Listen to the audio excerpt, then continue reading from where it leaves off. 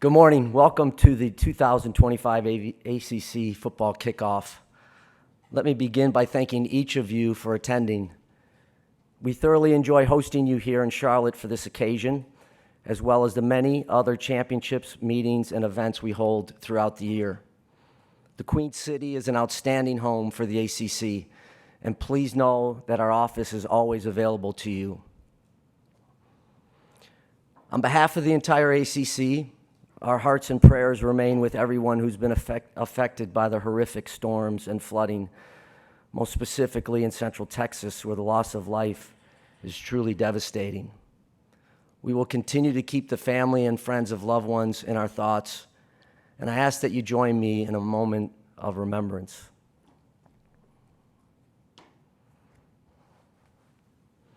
Thank you. To see so many media, partners, colleagues, and friends assembled here today is incredibly humbling. You are appreciated, and your attendance, coverage, and support will never be taken for granted. As I've done annually since my first ACC football kickoff 5 years ago, there's one group in attendance that I'd like to especially recognize. Yesterday, I was able to spend time with our ACC Student Athlete Advisory Committee. If you know me and have followed this league, you know there is nothing more important than our amazing student athletes. Please join me in recognizing the representatives from our ACC SAC, who I asked to stand that are midway back here today.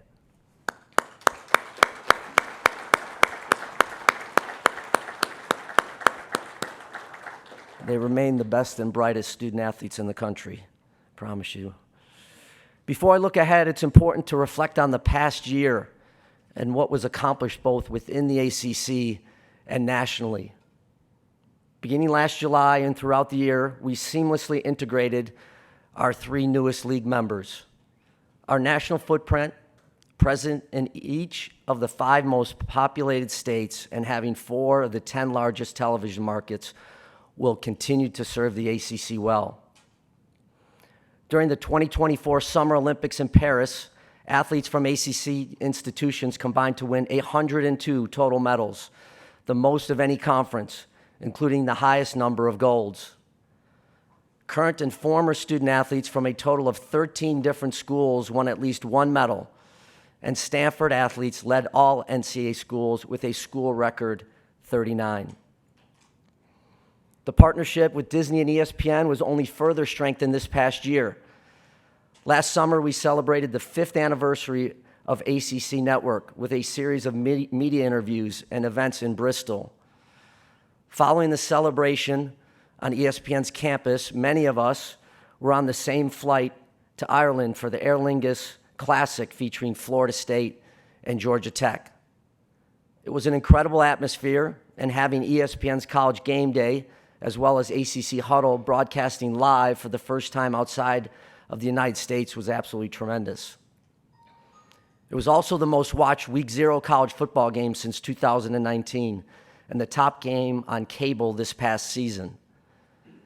Sponsorships were enhanced as 2 additional partners were secured, including Geico as the presenting sponsor of the 2024 ACC Football Championship game. And as part of a multi-year agreement through 2027, T. Rowe Price became an official sponsor of the ACC and as the exclusive title sponsor of the ACC men's basketball tournament. At the end of January, in conjunction with ESPN, we announced an extension of our long-term partnership through the 2035-36 academic year. The renewed commitment demonstrated ESPN's ongoing dedication to the ACC and has accelerated our creative and innovative efforts to drive additional value. Following the ACC Board of Directors' endorsement of a competitive success initiatives program back in May of 2023, this past year marked the first implementation of the progressive and forward-thinking approach that rewards schools for their competitive success in football and in basketball. When the initiative was first approved, only football and men's basketball revenues from national postseason competition were included. However, I applaud our leadership in being proactive by ensuring women's basketball would be effortlessly integrated when the NCAA D1 membership approved implementation of units back in January. The legal disputes within the conference were brought to resolution at the beginning of March. The ACC Board of Directors was amazing in its leadership, dedication, and patience through a challenging process. The settlement provides long-term stability for the league, with the potential for all members to benefit from additional revenue opportunities. Leading in the distribution of revenue based on success, and now with an additional revenue distribution model that is based on viewership, the ACC has been innovative in its approach to conference revenues. As part of the modernization of college athletics, these new models allow us to maintain distributions for all ACC members that are above most other conferences, while also providing flexibility for competition at the highest level of revenue. On the playing fields and in the classrooms, our student athletes and programs continue to shine. The ACC won 6 NCAA titles this past year and has amassed 29 in the last 4 years. In that span, no conference has won more NCAA titles in league-sponsored sports. Amazingly, there have been 17 occasions that an ACC team defeated another ACC team in either the NCAA semifinals or the championship over the last 4 years. Let me just say, this is a killer for the commissioner. It's the thrill of victory and the agony of defeat all in the same moment. In addition to our NCAA titles, 12 teams finished their seasons ranked either number 1 or number 2 in their respective national polls. Earlier this month, we announced Virginia's Gretchen Walsh and Duke's Cooper Flagg were chosen by a select media panel as the top female and male ACC athletes for the 2024-25 academic year. Walsh earned her second consecutive Mary Garber Award as the most outstanding female athlete a week after winning the Honda Cup as the 2025 Collegiate Woman Athlete of the Year. Flagg, the consensus Men's National Player of the Year and the top pick in June's NBA draft, earned the Anthony J. McKevlin Award as the premier male athlete. The nominees for these top league awards were remarkable, especially when you consider the national award winners and Olympic medalists who are on that list. And as many of you noted at the time, this was only the 6th time in history that the number 1 draft picks from the NFL and NBA hailed from the same conference. ACC's Cam Ward of Miami and Cooper Flagg.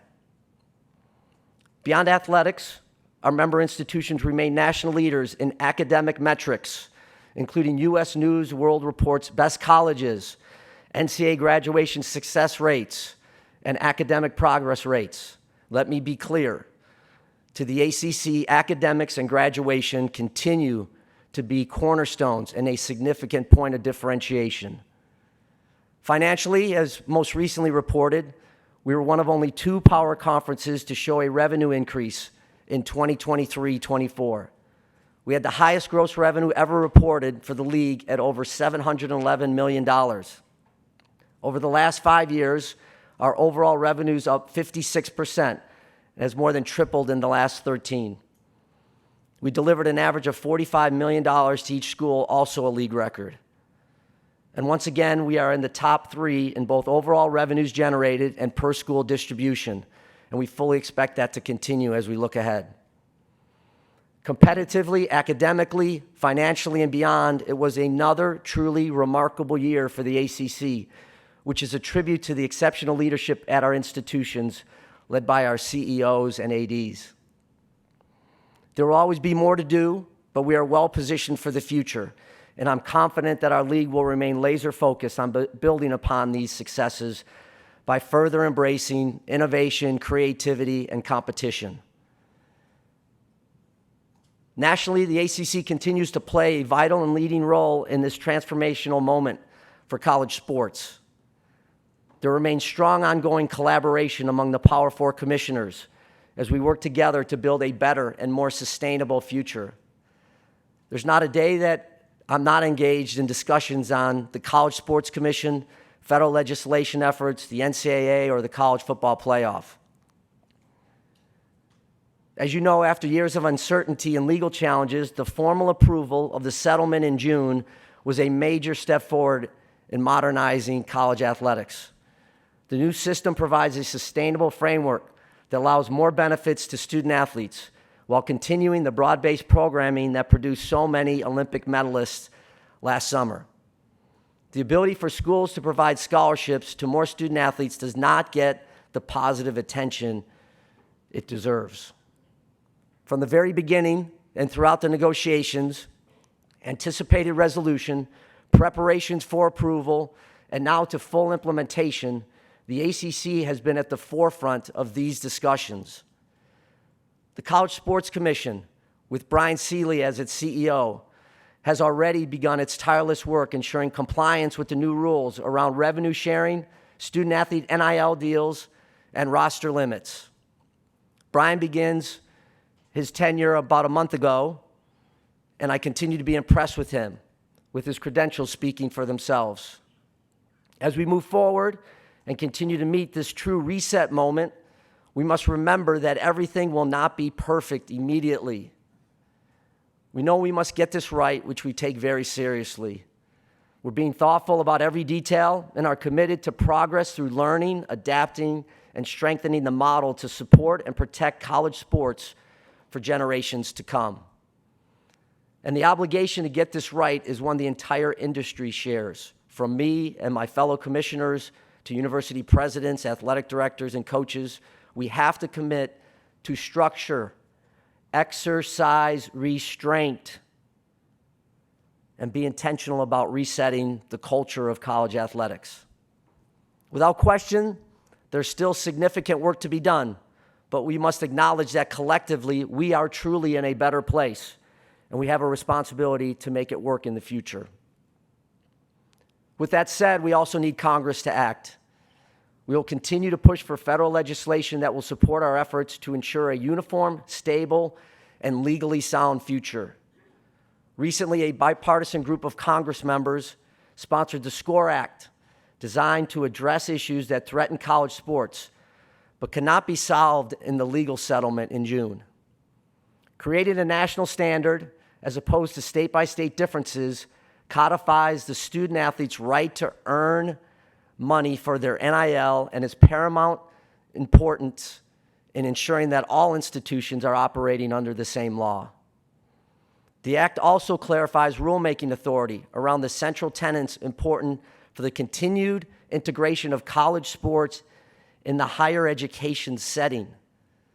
As an example of the threats the system faces, college sports cannot withstand repeated one-off legal challenges to eligibility rules that further separate athletic participation from the institutional academic mission. Not only is it philosophically contrary to the educational mission of our institutions, but continued extensions of eligibility threaten the opportunities for the next generation of college student athletes. As you know, there are many issues addressed in this comprehensive bill, and I applaud the engagement of our national leaders and look forward to our continued progress.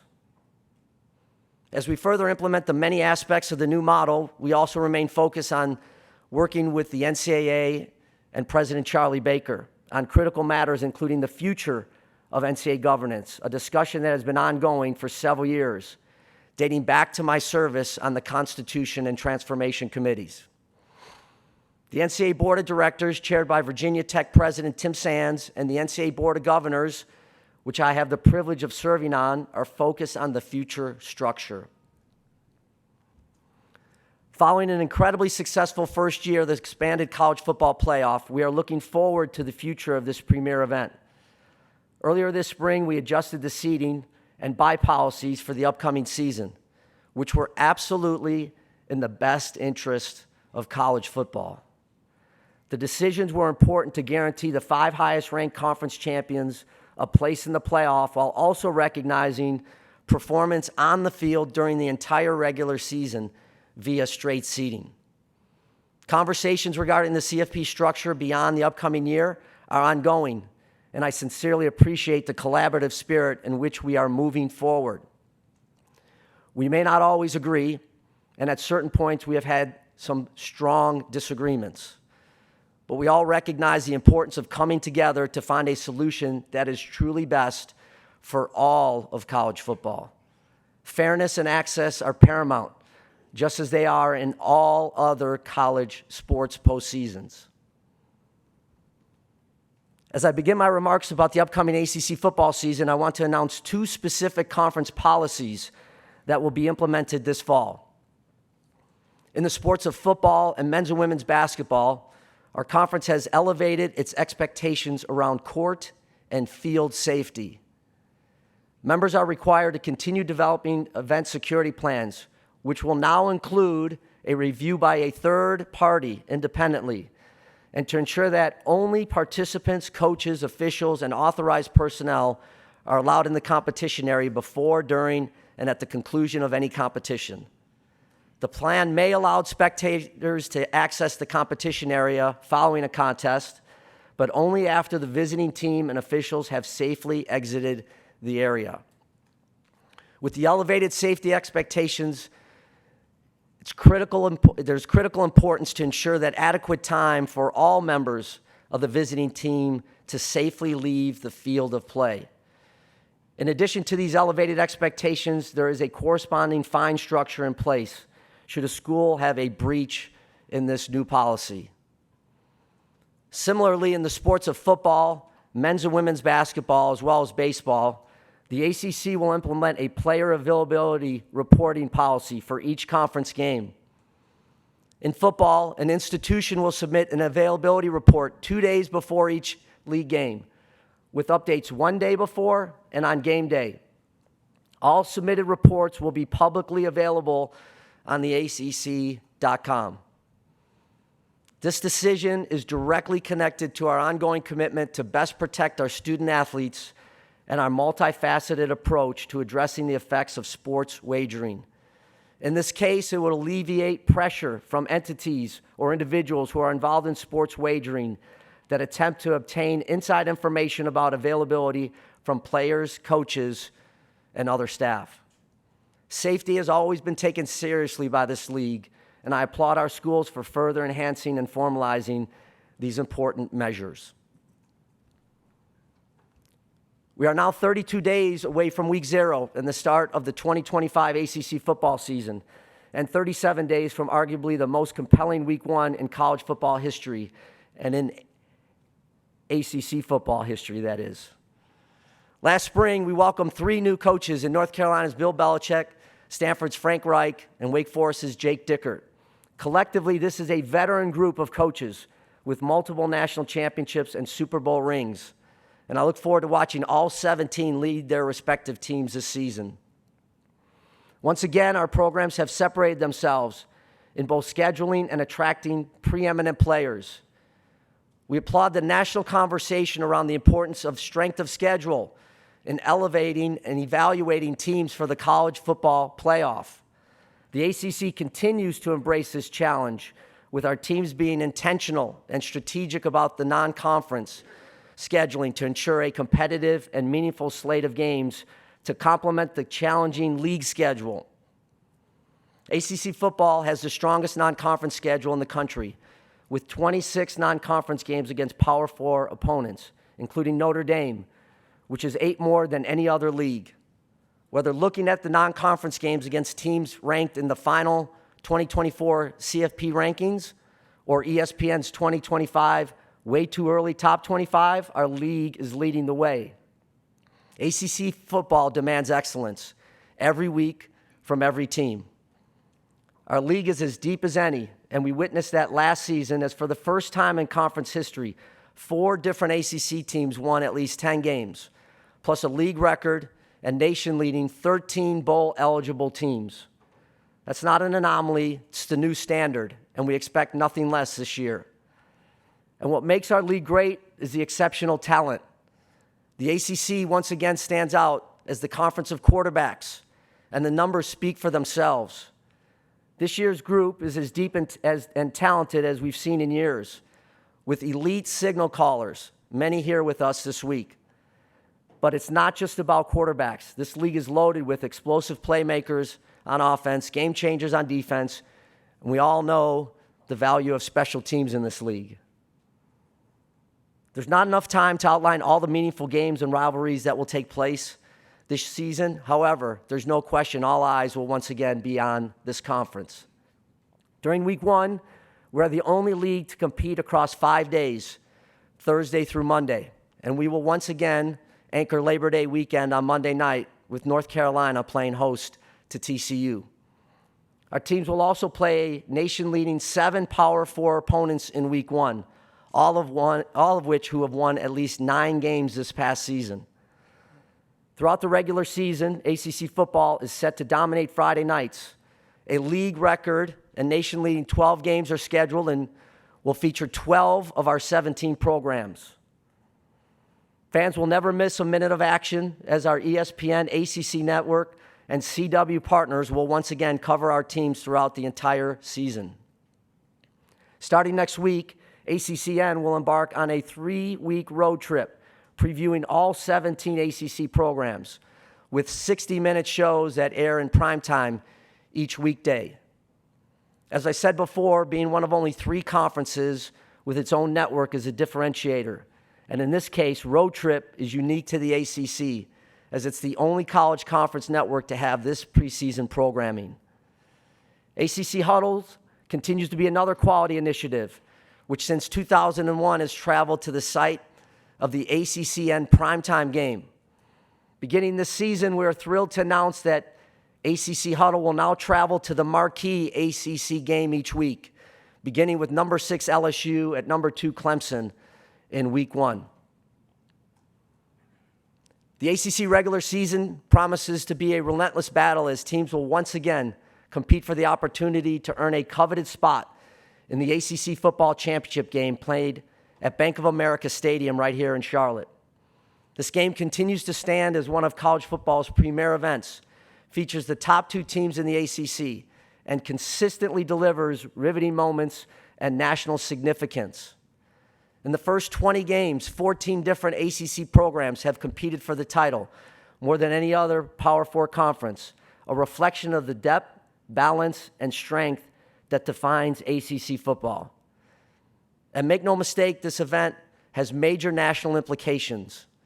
In 10 of the last 13 seasons, the game's winner has reached the college football playoff or national championship game. Last year, and for the second time in league history, both of our participating teams earned a spot in the CFP, making the ACC one of only 3 multi-bid leagues. Please enjoy the next 3 days as you talk with our outstanding coaches and student athletes that are ready to accomplish greatness. I truly believe there's not a more exciting collection of teams in the country than in the ACC. As I conclude my remarks, I also want to express my sincere appreciation to each of you for your coverage, attendance, and support of this league. Now I'm happy to take any questions. Thank you. We're going to open it up for questions. We'll get to as many as we can here before our time is up. We're going to take our first one from over here on the left center aisle. As a reminder, we have microphone holders that will get the mic to you. If you could, please give us your name and affiliation to start things out and then ask your question. Our first one right here from Andrea.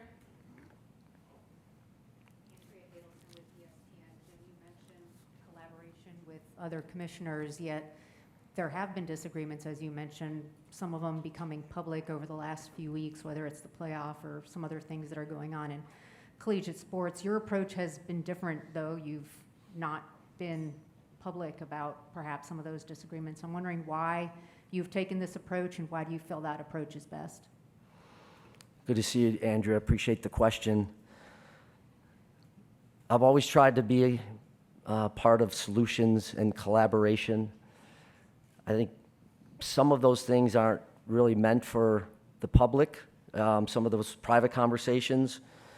I think all of us have a responsibility to our conference, and I certainly feel that way each and every day about the ACC. But I also know that I have a responsibility to the enterprise, and whether it's what's happening now with CFP, and maybe there'll be another question later on directly about that, or what we do with the new governance structure, or how we formulated the CSC. I think I'm pretty strong in my convictions, and try to bring people together and understand that the best way to get a deal done is to make sure that maybe you have to relent a little bit, maybe you have to give up a few things, but keep your eye on whatever it is you're trying to achieve. And I'm thankful for that. I really am, and we'll continue to lead in that manner. Protect the ACC, but also try to do what's right for college sports. As a quick follow-up, you mentioned the CFP, and that's where a lot of the disagreements have been. What is the ACC's position about where you want to see an expanded playoff? And there's, as a follow-up to that, there's been conversation about perhaps staying at 12. How would you feel about that? So I think some of my comments have been public relative to the CFP. I've always believed in rewarding conference champions. And if you're in a really good conference, I think like we have across the P4, and you're also part of the G6, conference championships matter, and that's been consistent in my 5 years, that they should be rewarded. Fairness and access should also be part of the equation. And so we have a really good playoff right now. It's the 5-7 model. I'm open to 5-9 and 5-11. I always look to our championships to try to have as much access as possible within reason. It has to make sense. I think 5-7 allows about 9% of those that play college football at the FBS level a chance to get into the playoff. And it goes up about 1.5%. So I think you get to nearly 12% if you go to a 5-11 model. I know that there's questions about selection and selection committee. I have great faith and confidence in those committee members. I've served on the men's basketball selection, women's basketball selection committees. I know how difficult that is. These are honorable, honest individuals with great integrity. I do like that we're reviewing the protocol for selection, and I think that that will help. But I want to stay committed to access and fairness to all of college football, not only the ACC, and protect our AQ. So I look forward to our ongoing conversations, and I understand why other leagues feel differently about positioning of the future format. So we'll look forward to some of those ongoing conversations. Take our next question from over here on the right-hand side middle. Jim, David Teal with the Daily Press and Virginian Pilot. You mentioned a fine structure for schools where security breaches occur with court and field stormings. What is that fine structure? It's 50,000, 100,000, and 200,000. Those will accumulate through 2 seasons in football and basketball. Maybe there's another sport that has an issue. So those will be compiling. They'll go to the postgraduate scholarship fund, and that's where those dollars will be deposited. But I think paying closer attention there, David, is something that we've done privately. We haven't been as publicly about it. It's time. We're seeing more and more of that happen. And I'm seeing it more and more. We're seeing it more and more in basketball. It seems to happen a lot to Duke and North Carolina. We have to protect those student athletes in across all of our 18 programs. So that, along with a independent third party that reviews our safety protocols, is, I think, an important step for the league. I'm going to take our next question from the second row over here on the right. Hey, Jim. Luke Teacock, Raleigh News and Observer. In addition to CFP, we've also been discussing and tabling repeatedly NCAA tournament expansion, basketball, men's and women's basketball. Has your position on that changed at all? Is that a bargaining chip as you work through these CFP issues with the other conferences? Thank you, Luke. Good to see you this morning. Basketball is the crown jewel of all of our championships, I think. CFP certainly is really important and draws an awful lot, ends up being a financial engine for all of us. But I think the country really enjoys March like nothing else. So we have a responsibility and obligation to protect it. It's in a really good spot right now. It's 68. We've had the iterations from 48, 64 to 68. I like what we're doing, Luke, as it relates to looking at it, reviewing it, talking to coaches, talking to student athletes.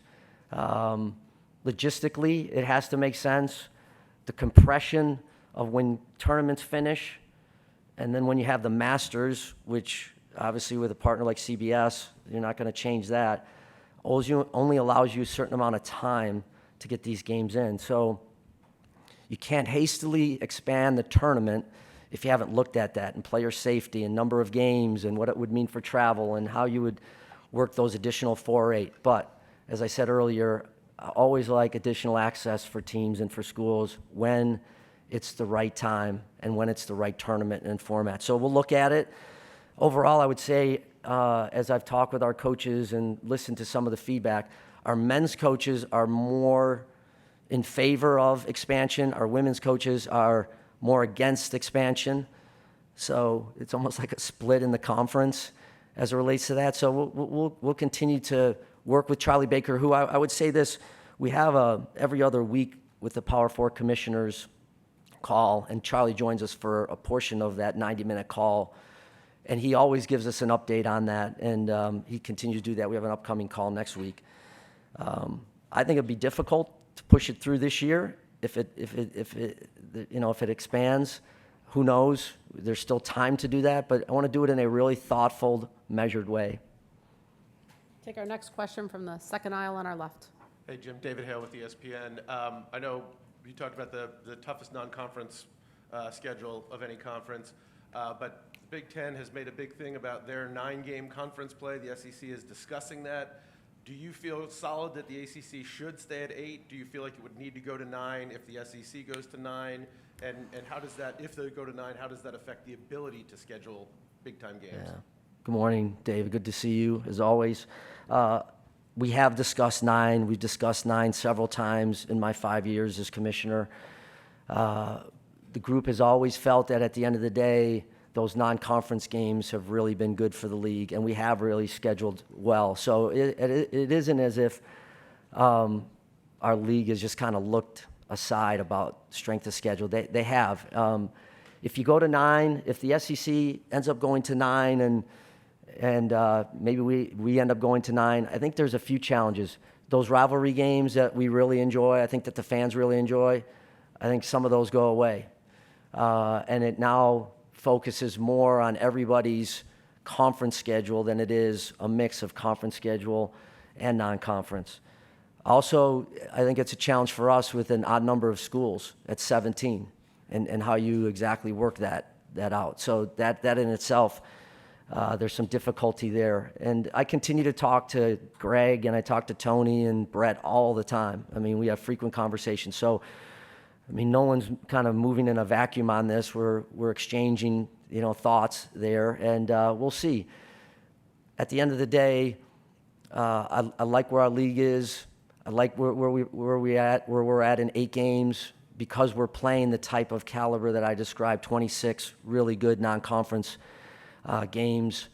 But we'll adjust if we have to, and I think all of this remains a work in progress. Stay that same place right over there. Bill. Right. Jim, David kind of stole my question, so he asked it first, so I'm going to try to spin it a different way. Yeah. With that non-conference schedule that you have, what are your thoughts on how you balance in strength of schedule? There's a lot of talk about strength of schedule metrics. How do you balance that in with the talk of, if you go to 9 games, would these games be discouraged that you're playing in week 1? So I give Rich Clark and the CFP a lot of credit. We've pushed them to. It's also been the commissioner's wishes to really look at strength of schedule and what that metric and how that metric is used in the evaluation and ultimate selection of the CFP. We started this is year 12, so 11 years ago, and it was a smaller format. And over the course of the last year or so, going to 12 has now, I think, put a greater emphasis because there's more teams that you're looking at, and the competitive balance and resumes start to get blurred a little bit. So Sports Source Analytics is helping us look at that in a different way, and we had a really good kind of presentation by them in June when we were in Asheville as commissioners, and then we had our CFP meeting. So we have to look at that. I think teams should be rewarded for playing good schedules.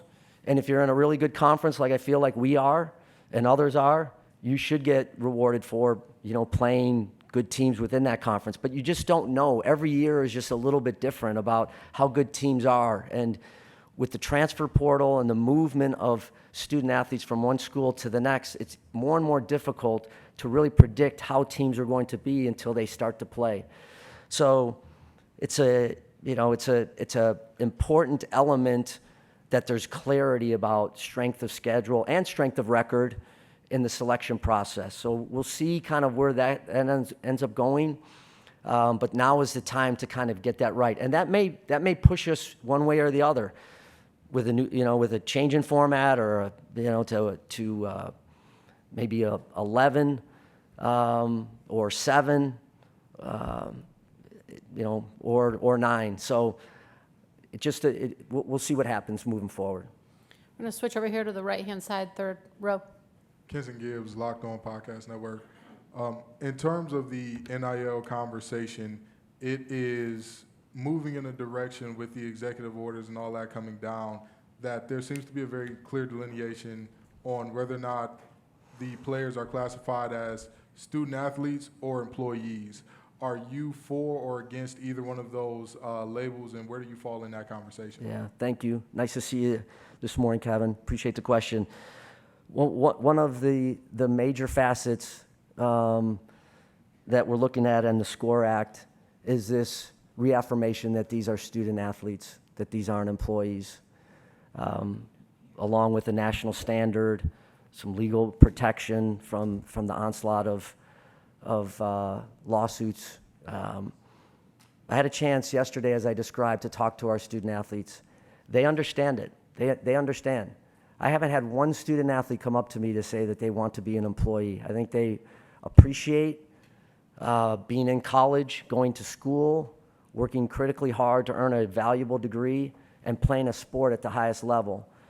It's wonderful that we can now pay our student athletes. I think it's fantastic. How that distribution comes out and who gets those dollars, et cetera, those are still to be determined by schools. But that's the next step in I think the modernization of college sports, is to get that reaffirmation that these indeed are student athletes. Thank you for your question. We're going to go all the way on the left-hand side. Thanks. Brian Murphy with WRAL. Commissioner, can you assess the rollout of the College Sports Commission, how it's launched, and then obviously the guidance specifically about NIL? Does the ACC support that current guidance, and do you expect legal challenges if that guidance stays in place? CSC, Brian? Yeah. Listen, I think Brian City's done an amazing job in 3 weeks. I really do. This thing has happened fast. He's absolutely the right person based on his background at the Department of Justice and Major League Baseball. But I think there's some really important elements. It's about communication, implementation, and compliance. And that's part of what Brian is trying to do. Overall, he's watching the enterprise, and he's watching what the settlement agreement has allowed.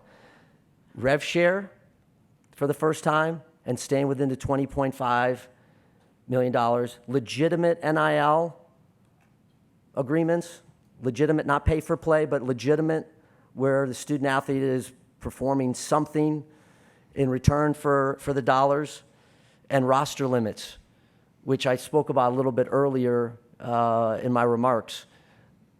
We've taken off some of these restrictions on scholarship limits and some of that. So he's done a really good job, and I go back to, why did we want to set this up? It was about setting up a standardized set of rules. It was about transparency, which we haven't had in the NIL era, and the ability when we began having the ability to pay student athletes, and enforcement.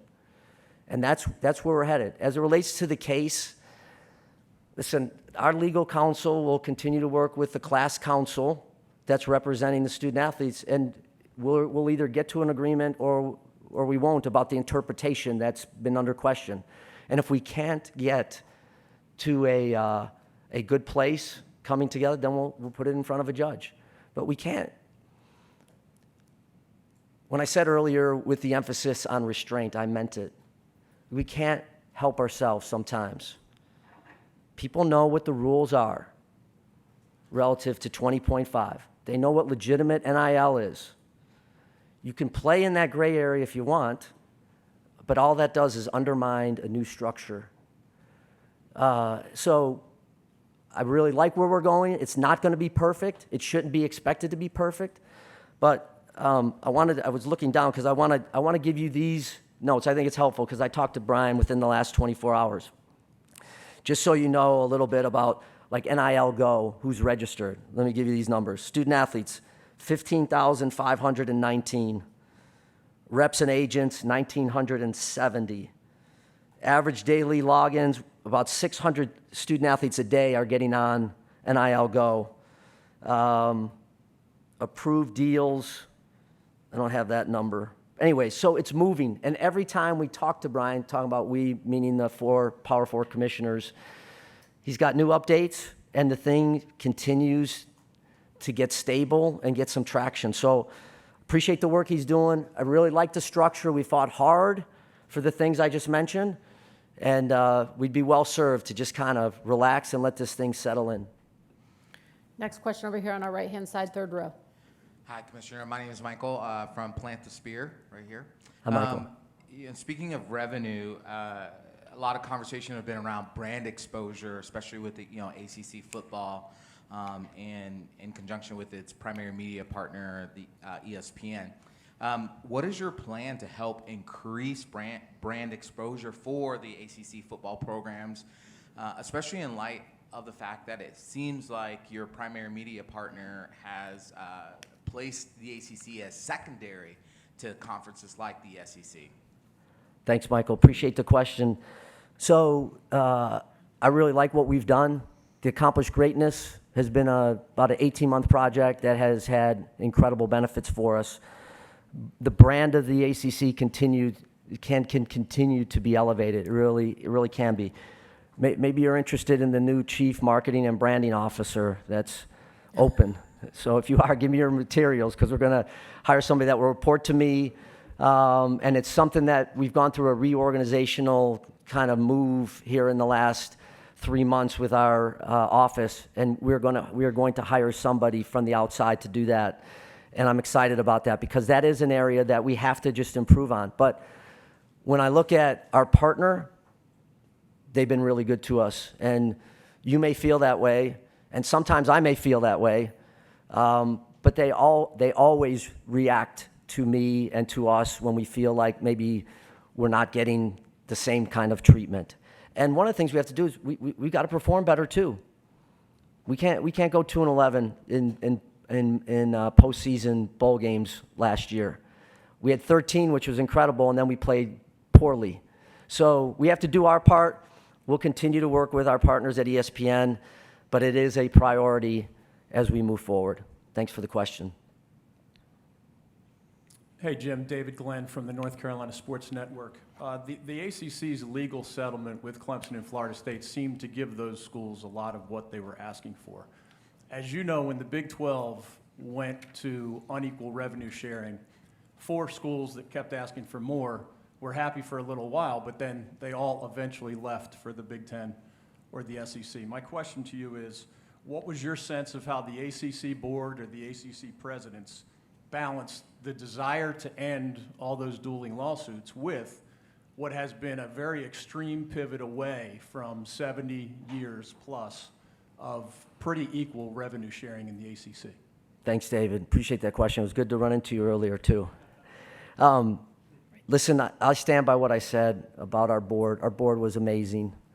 And it goes back to maybe Andrea's first question about trying to collaborate.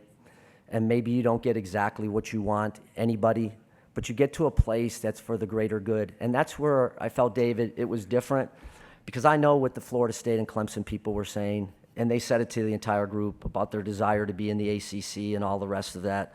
And I believe them. I really do.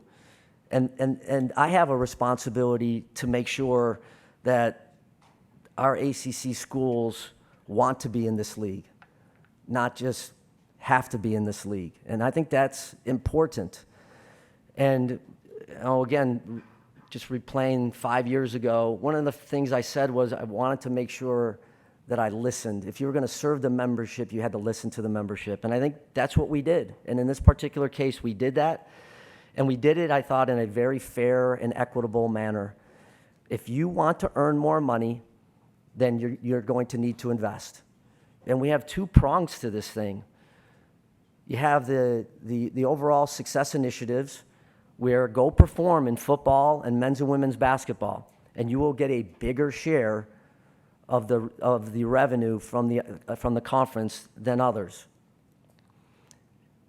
And then viewership ends up being, go put a good team together, invest, play good competition, play good non-conference games, draw attention, like last year's game with Georgia Tech and Florida State did, and others that, I listed the Clemson LSU game, and go fight for those dollars from a viewership standpoint. And everybody's going to get a certain level of viewership dollars, which again, I think there'll be a little bit of teeter-tottering based on your performance, based on your team, and that's healthy. I really do. It may not fit all leagues or other leagues, but I know that was part of what was right and a reconciliation for the league. And since we've had that take place in March, I've not felt stronger about this league than I have in the last 5 months. And I mean that. I'm not just saying that. It's not hyperbole and all the rest of that stuff. I really believe that. When you think about settling those lawsuits and being committed to one another, you talk about viewership and success on how to distribute dollars. You talk about coming back off of the most revenue we've ever distributed, 29 national championships, sport of football getting better, and we want to take another step this year. The league is situated nicely right now. Difficult, bumpy, challenging.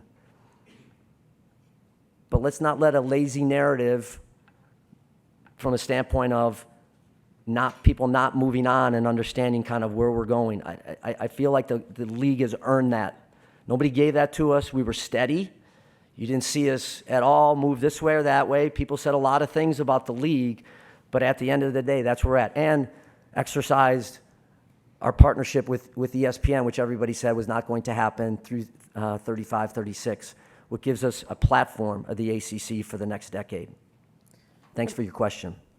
Couple more. We got one over here. Oh, sorry. Commissioner, good morning. Eric Spanberg with the Business Journal. I'm curious, you're talking a lot, obviously, about revenue and revenue sharing. Here in North Carolina, there is legislation, suggested legislation, that would give, I think, roughly between $12 and $20 million a year to NC State and UNC Chapel Hill if it plays out. And I'm curious, are you concerned or emboldened by that because obviously different states have different policies on gaming and how the money is spent?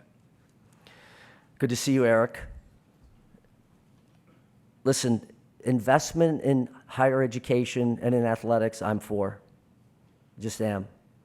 Every state has to do what they believe is right, but I commend the state of North Carolina for looking at it in that way and trying to support those institutions. As I was talking to the student athletes yesterday, one of the things that I hope they got from me is that college sports is really important. It allows access and affordability to a group of young men and women that may not have a chance to access a school or have it affordable based on their means from their home.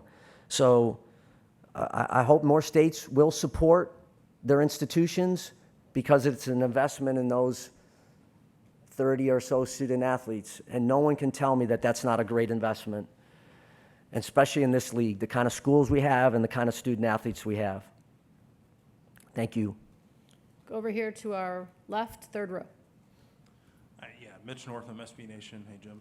I was just going to ask about the availability and injury reporting policy that's new, that's coming. I think sometimes coaches can be a little reserved or secretive about reporting availabilities and injuries. So I was just kind of wondering, how receptive were the coaches in those 4 sports to this idea, and is there a fine structure in place if those reports aren't submitted on time or if they're untruthful? Coaches are hard to change, right? But when we told them that we were doing it, no one said anything on the call, so I don't know what that meant, other than they were accepting it. It's the right thing. It's the right thing. I understand. And every coach has to do what they have to do in order to get their team ready. And there's always gamesmanship, always. That's been around for 100 years, and it's going to continue. But it's the right thing. There's stresses on our student athletes from individuals that are trying to garner information. And sometimes it's pretty innocent because they just want to know, they're a big fan. But other times it really does trickle and lead yourself to the gambling and sports wagering kind of path. We haven't come up with a fine policy yet. We're still kind of discussing that. But we'd also like to think that people are going to do what they're asked to do. And we hope that it wouldn't come down to that. Schools will have to identify who that person is going to be. For football, it'll be 2 days before, a day before, and then 2 hours before kick. For the basketballs and for baseball, it'll be 1 day before and then 2 hours before tip-off or first pitch. And it's the right thing. It's, the modernization of our conference, the modernization of college sports, and the expectations we should have to protect our student athletes. Over here on the left in the front row. Dan Tortora, wakeupcalldt.com. Jim, how are you? Hi, Dan. Good morning. Morning. Just to look at the affordability of this model that we have in collegiate athletics now, just what you can say to that. I mean, each school has different resources within the ACC, so the affordability of this model as we step forward, and you said, to exercise restraint, just what you see in the world of the transfer portal, and if there should be some more parameters around that. Well, I've been heartened by the level of commitment I've seen in our league about people trying to get to the 20.5. The sustainability level, I think it's got a chance to absolutely work. I really do. And I think having the cap, and that cap will move up as we go through and more revenues generated at the P4 level and in college sports, so it won't stay stagnant at just one level. And I think it's again, an investment in our young people. Those decisions about how much and who gets it, those end up being campus decisions. I hope this has a positive effect on the transfer portal relative to a little more stability there. The transfer portal was never, ever put together so that a student athlete could go to 4 schools in 4 years. That never was the intent. But it got away from us because of legislation and because of legal disputes and the rest of it. And so I hope that ends up, these agreements, these NIL agreements and agreements with the schools, et cetera, I hope that will settle some of that movement away. Student athletes deserve the right to go to the schools that they want, for sure. It shouldn't interfere, though, with graduation and progress towards degree and all the things we don't even talk about anymore. We just don't. We've left all of that to the side. So, again, I am optimistic about where this thing is going. I like what we ended up doing with the CSC, and I think the residual that we'll see with transfer portal and movement, I think will also settle down to a certain extent. Tried to get to as many as we could. We're going to take our last question here, Commissioner. Hey, Jim. Josh Graham, WSJS. Going back to basketball, you referenced the court storming, some recent court stormings leading to the safety policy. Was there a specific instance that led to those conversations beginning? And also this summer, going back from 20 league games to 18 league games per team, how difficult was it to balance to have flexibility with scheduling versus trying to protect home and home rivalries? Good to see Josh. I would start, two-part question. I would start first with, you're not only noticing your own league, but you're noticing other leagues. And you're not only noticing men's basketball, I was noticing women's basketball. I remember an incident with Caitlin Clark at Ohio State, right? But Filipowski at Wake Forest, and I'm not, picking on Wake Forest, but you're asking me about moments where student athletes really are getting pushed and bumped and tripped and the rest. And then this past year, when I saw it early on in the year, especially a couple of the league games, but then noticing across the country some of the activity that were going on. So that really spurred this idea of safety. The 20 to 18, I just be honest with you, I am restless with ACC men's basketball. And I'm responsible for it. I feel responsibility for it. But it's not good enough where it is right now. And I know our coaches feel the same way. And I felt like going to 18 games allowed us a chance to play 2 more competitive non-conference games and give us a chance to have a greater winning percentage. And some of the metrics that they use to select teams, when you play 20 conference games 19 and 20, you're going to have a 500 record across your league no matter what. So I feel strongly that that's the right thing for us to do. It always has a few unintended consequences and some of the rivalries, and you just mentioned that. That ends up being part of, maybe what you don't like about it, but it was time for us to do that. We can always go back to 20 if we need to, and we're not going to for a few years for sure, because we got to let this thing settle in, see how scheduling goes, see how our teams perform, and all the rest of it. But we need to get back to our rightful place in men's hoops, and that decision was absolutely intended to try to help our schools do that. Thank you, Commissioner. Thank you. Appreciate you. Make sure you let us know if there's anything that you need here over the course of the next 3 days, and just really appreciate you being here in the middle of the summer. Thanks.